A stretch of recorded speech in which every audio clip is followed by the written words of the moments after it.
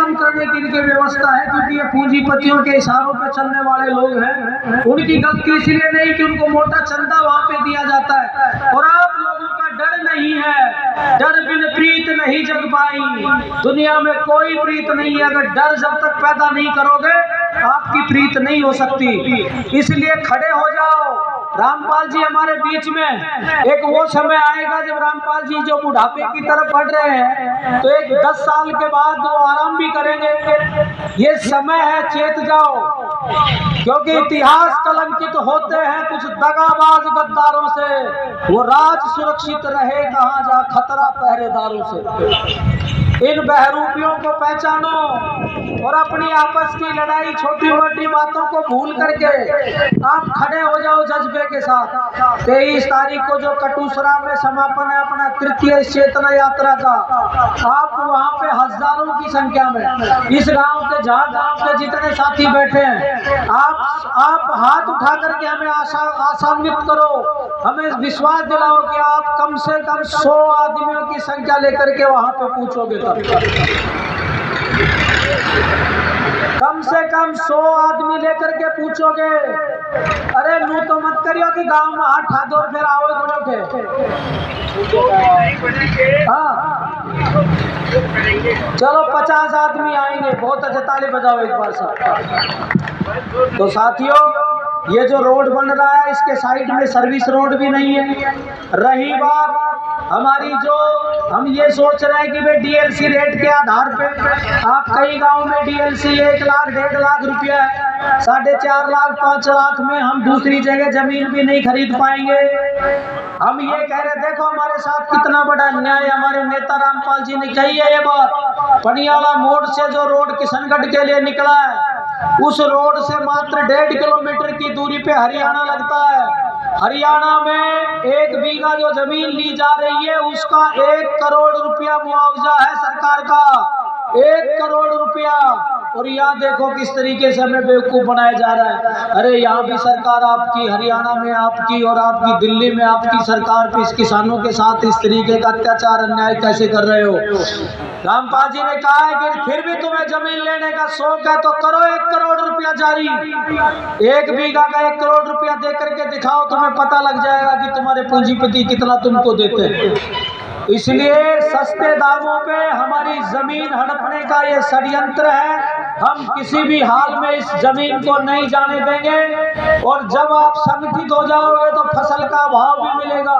हम कहते हैं कि भाई ये जो ग्रीनफील्ड रोड या ये इस तरीके के रोड जो बना रहे हो, आप नहर का पानी लेकर के आओ, हम अपनी जमीन देने को तैयार हैं। आप नहर का पानी लेकर के आओ, हम अपनी जमीन देने को तैयार हैं। जो करने के काम है वो तो करेंगे नहीं, हम वही काम करेंगे जो हमारे अब्बू जान कहेंगे, जो हमारे पापा जी कहेंगे कि वो बैठ करके कि तुम्हें ये काम जारी करना है। इसलिए इन गूंगे बहरे लोगों के हाथ में सत्ता देने से बढ़िया है कि अपने बीच के आदमी को चुनना सीखो।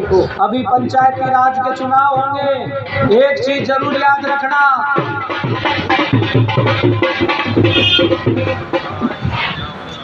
पंचायती राज के चुनाव में आपके पास जो पार्टियों के नुमाइंदे जो आएंगे चुनाव लड़के, जो टिकट लेंगे, दोनों पार्टियों की जो भी पार्टी से टिकट लेकर के आए, उसको एक बात कहना, जिसको भी वोट दो, जिन साथियों की मानसिकता पार्टियों के साथ बंधी हुई है कि मेरा बाप भी कांग्रेस में तो, मेरा दादो बीजेपी में तो, हम तो पार्टी ना छोड़ सका, तो आप उस जिसको भी साथ जाए उसको एक बात जरूर कहना, अगर ये चुनाव जीतोगे, जिला पार्षद बनोगे या एमपीएस बनोगे, तो बताओ खड़े होकर के आप कहोगे क्या कि इन रोडों को निरस्त करो। अगर आपकी पार्टी की सरकार इनको निरस्त नहीं करती है तो त्याग पत्र दोगे क्या? जब ये संकल्प कोई ले तो उसी के साथ लगना। और ताकत दिखाना चाहते हो, पार्टी वाले फिर भी ना माने तो एक किसी को भी अपने को खड़ा कर दो, किसान को नाम पे चुनाव लड़ाओ। उसको बोलो ये किसान महापंचायत का प्रत्याशी है, और दोनों पार्टियों को घर बिठाने का काम कर दो। आपकी ताकत समझ में आ जाएगी, क्योंकि वोट की ताकत भारत के संविधान ने हम लोगों को दी है। बाबा साहब भीमराव अंबेडकर के उस कानून ने इस उंगली में बहुत बड़ी पावर दी है, लेकिन ये पावर हम समय पे इस्तेमाल नहीं करते। जब 5 साल का वक्त आता है, जिस दिन बटन दबाना सीख जाओगे, किसान के नाम पे वोट डालना सीख जाओगे, तो इस तरीके से बैठना नहीं पड़ेगा। तब आपकी सरकार होगी तो पूंजीपतियों को लाइन में खड़ा होकर के आना पड़ेगा, किसानों को नहीं खड़ा होना पड़ेगा लाइन में। इसलिए इस ताकत को पहचानो, पंचायती चुनाव में एहसास करा दो इनको समझ में आ जाएगी कि किसानों में कितना बड़ा विद्रोह है। साथियों, सरकार वोट से डरती है, वोट की चोट से डरती है, और आपके संगठन आपकी ताकत से डरती है। इसलिए ये समय है, इसको पहचान जाओ। तिरंगा चेतना यात्रा ये 3रा चरण राजस्थान प्रदेश में चल रहा है। हम इसी तरीके से चलते रहेंगे। आपके हक की लड़ाई लड़ने में हम कभी कोताही नहीं करेंगे। आपके ऊपर आंच आए उससे पहले हम अपनी छाती अड़ाने का काम करेंगे। आपने जो हमें ये मान सम्मान का जो साफा पहनाया है, इस साफे की गरिमा को झुकने और गिरने नहीं देंगे।